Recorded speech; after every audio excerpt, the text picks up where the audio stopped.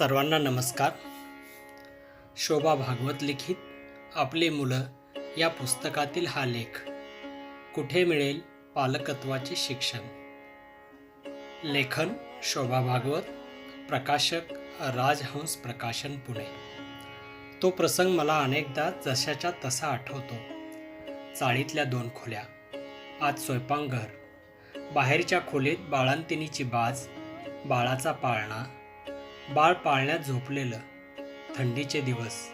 बाळाची आई म्हणजे त्या घरातली मोठी मुलगी बाळाच्या अंगावर पांघरून घालत होती. पाळणा सगळीकडून झाकून टाकत होती. त्या मुलीचे वडील म्हणजे बाळाचे आजोबा सांगत होते, अगं त्याच्या अंगावर पांघरून घालू नको, त्यापेक्षा खोली कशी उबदार राहील ते बघ.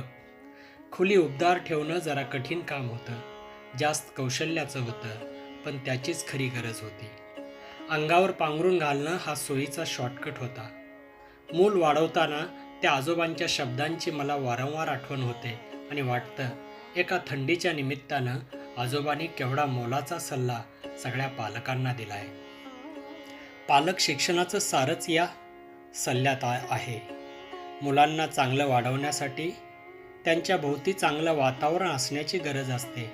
प्रेम, डोळसपणा, स्वातंत्र्य, मुक्त संधी, कौतुक, जिव्हाळा, काळजी, सन्मान, संवाद, जबाबदारीची जाणीव असे या वातावरणातले अनेक प्रवाह आहेत. हे वातावरण निर्माण करायला आपण कमी पडलो की उपदेशाच्या शॉर्टकटवर आपण निभावून न्यायला बघतो.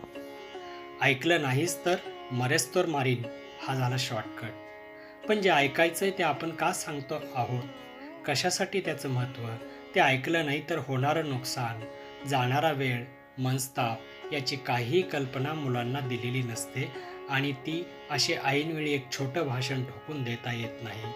ते संवादाचे वातावरण घरात कायम ठेवावं लागतं. पालकांना हे जमत नाही. मारण्याची वेळ येते, मुलांना कधीही मारू नये हे स्वतःला बजावलं पाहिजे ते वेगळंच. कार्ट्या, खोटं बोलतोस, थांब चांगली शिक्षा करतो, हा झाला शॉर्टकट. पण मुलं खोटं का बोलत आहे याची समज, मुलाच्या मनातले विचार, त्याला खोटं बोलायला भाग पाडणारी परिस्थिती, क्वचित पालकांच्या खोटेपणाचा समोर असणारं उदाहरण, या वातावरणाचं काय करतो आपण. मला तो SSCला 90% मार्क मिळवलेले दिसायला पाहिजेत, बाकी काही सांगू नको, काय वाटेल ते करतो, हा आणखी एक शॉर्टकट. मुलाची आवड, SSCच्या वयातले त्याचे मानसिक प्रश्न, शारीरिक वाढीसाठी निर्माण होणारे प्रश्न, घरातलं वातावरण, लहानपणापासूनच्या सवयी, शाळा, मित्र, मनावरची दडपणं, या सारासाठी काय करतो आपण. याबद्दल कधी गप्पा मारतो, बोलतो, मुलांशी मैत्री करतो आपण. असे अनेक शॉर्टकट्स आपण शोधत असतो. अंगावर भाराभर पांघरून घातलेलं मूल जसं गुदमरतं तसं आपलं मूल या शॉर्टकटमुळे गुदमरत असतं. खोली उबदार असली तर पांघरुणाची गरजही भासत नाही. खोली उबदार ठेवण्याचं, मुलाभोवती त्याच्या वाढीला योग्य वातावरण ठेवण्याचं शिक्षण कुठे मिळतं. आपण एकूणच आपल्या जीवनात ज्या ज्या काही गोष्टी शिकतो त्या कशा शिकतो. लहानपणापासून पाहून ऐकून काही सहजपणे आपल्यात मुरतात.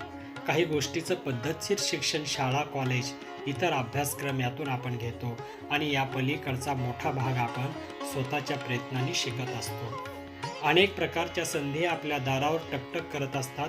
त्यांचं स्वागत केलं तर आपल्याला खूप गोष्टी शिकता येतात. या संधी म्हणजे एखादी घटना असू शकते, एखादं पुस्तक असू शकतं, एखादं माणूसही असतं. आपण वर्तमानपत्र वाचतो, नियतकालिके वाचतो, पुस्तक वाचतो, रेडिओ ऐकतो, TV बघतो, चित्रपट बघतो, यातूनही खूप काही शिकत असतो. आपल्या आसपासच्या माणसाच्या जीवनातले प्रसंग, त्यांच्या वृत्ती यातूनही शिकतो. म्हणजे हे सगळं आपल्या भोवती असतं. शिकण्यासाठी त्याचा उपयोग करायचं म्हटलं तर होऊ शकतो, नाहीतर आपण कोरडेही राहू शकतो. पालकत्वाच्या शिक्षणाचंही असंच आहे. लहानपणी मुलांशी पर्यायानं आपल्याशी बरं वाईट वागणारी अनेक मोठी माणसं आपण पाहत असतो. आपल्या आईवडिलांपेक्षा अमुक्याची आई चांगली आहे, तमक्याचे वडील चांगले आहेत किंवा एखाद्या मैत्रिणीच्या आईवडील बरे नाहीत, ही तुलना मुलांच्या मनात असते. मुलांशी कसं वागावं, कसं वागू नये हे मनात कुठेतरी रुजत असतं. ते मोठेपणी उगवून येतं. पण हे एवढंच पालक शिक्षण पुरेसं नसतं, कारण लहानपणी जीवनाचे अनेक अंग माहीत नसतात. अनेकदा घाईनं काढलेले निष्कर्ष असतात. या मूळच्या पालक शिक्षणात भर घालणं, चांगलं वाईट ठरवत राहणं यासाठी आपल्याला डोळसपणाची गरज असते आणि ते काही फार कठीण काम नाही.